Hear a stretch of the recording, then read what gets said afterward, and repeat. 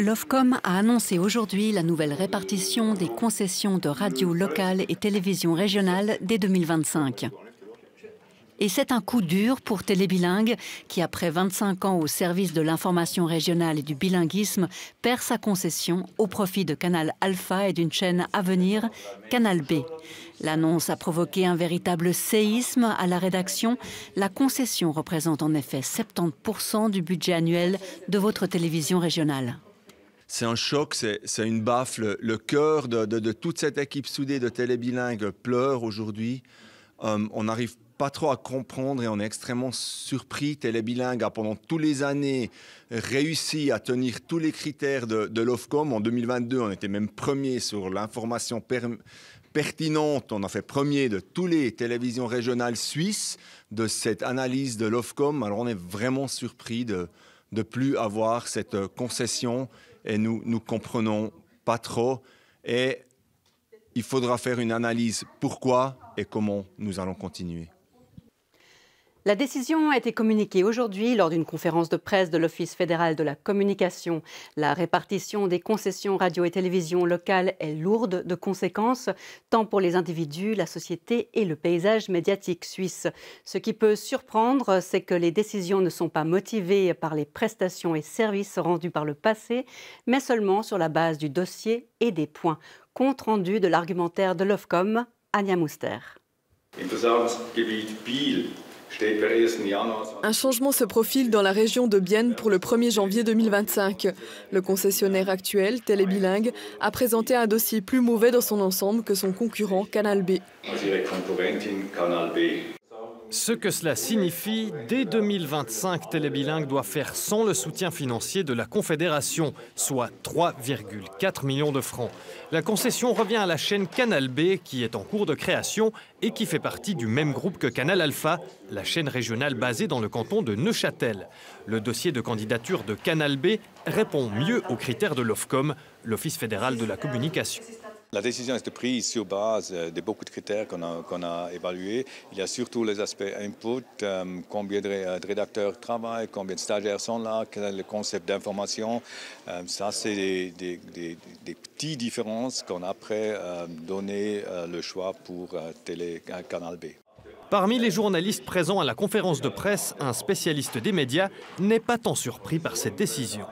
Peut-être que Télébilingue était tout simplement trop honnête et n'a pas fait miroiter des projets en espérant les réaliser par la suite. Les nouveaux dossiers de médias qui n'existent pas encore peuvent aligner les promesses et il faudra voir si elles sont tenues.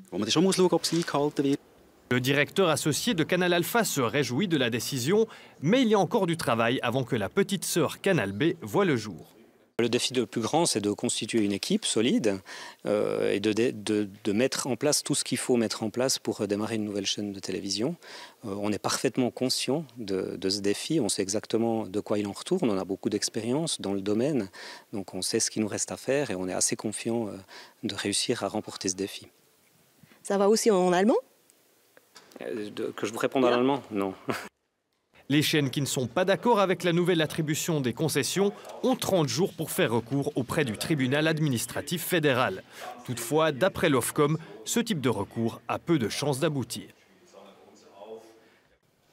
Dès 2025, c'est donc Canal B, créé de toutes pièces pour l'occasion, qui sera responsable de délivrer quotidiennement l'actualité régionale. Elle sera affiliée à Canal Alpha de Neuchâtel. La nouvelle chaîne sera diffusée sur 2 canaux différents, avec un programme en français et un autre en allemand. Une décision qui aura des répercussions importantes pour la région, la ville de Bienne et tous les représentants et représentantes du bilinguisme. Voici leur réaction.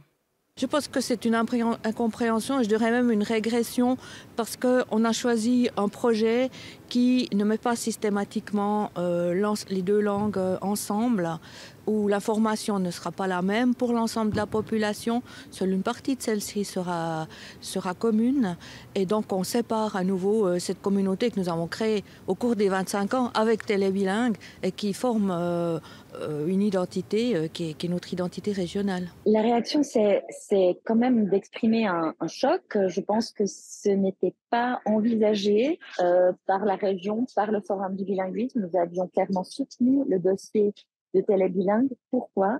Parce que Le bilinguisme fait partie de l'ADN de Télébilingue depuis sa création, depuis son lancement, et que nous pensons que c'est un élément vraiment important. Ça veut dire faire de la télévision par les gens francophones, germanophones, qui font cette région. Si quelqu'un n'a pas joué le rôle qu'il devait jouer, à mon avis, ici, c'est le canton de Berne. Si vous regardez la prise de position du canton de Berne, vous voyez qu'il dit « ouais, le bilinguisme ensemble, type télébilingue, c'est plutôt la ville de Bienne » et le bilinguisme parallèle, donc deux langues mais séparées, c'est plutôt le Seeland et le Jura bernois. Et puis après, il ne s'est pas positionné. Là, le canton, à mon avis, est assez coupable que ça n'a pas tourné dans le bon sens. Et je ne comprends pas qu'il n'a pas aidé à renforcer la cohésion dans le nord du canton, c'est-à-dire dans la région Bienne, Seeland, Jura bernois. J'aurais eu envie, je vous l'avoue, de rassembler les politiciennes, politiciens de la ville, de la région et du canton et de passer au bureau de M. Rösti, le conseiller fédéral en charge du dossier, pour taper sur la table. Mais ça ne sert à rien dans ce cas-là. Même cas de figure du côté de Berne, où un concurrent à Téléberne a déposé un dossier. Le concept pour une nouvelle chaîne, Berne TV, était soutenu par Basel Media. L'Ofcom s'est décidé pour Téléberne, dont la concession est donc maintenue pour la période 2025 à 2034.